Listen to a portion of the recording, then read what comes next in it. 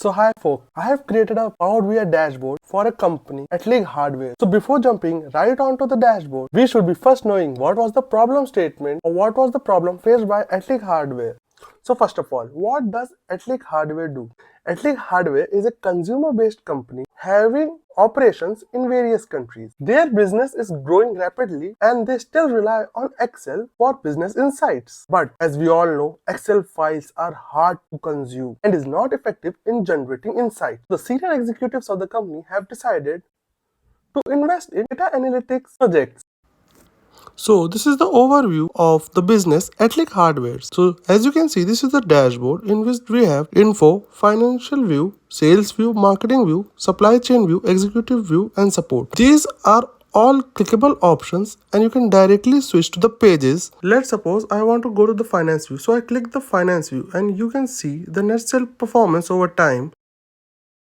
So folks, now let's suppose I want to see what was the sales of AtliQ Hardware in India. As you can see, India is selected and here you go. You get all the profit and loss statements along with the net sales invoice and every other things gets changed according to the Indian market. Now from these insights, we will actually know what was the product that has the profit and loss change, how much was the profit and loss change. From these insights, we will get an idea of which were the products that were giving huge profit for the company. Now suppose you want to go to the previous page or directly onto the next page, you can click on the info button that is on the left side. Similarly, you can click any of the buttons. Suppose I clicked here sales view. You can get the sales view data and analyze the data. Now I want to go to the marketing view. So it is not necessary to always go on the home page. You can directly access by clicking on it. And here you go. This is the supply chain view dashboard. I am not explaining each and everything because the video will get quite lengthy. If you want to ask anything, you can just comment.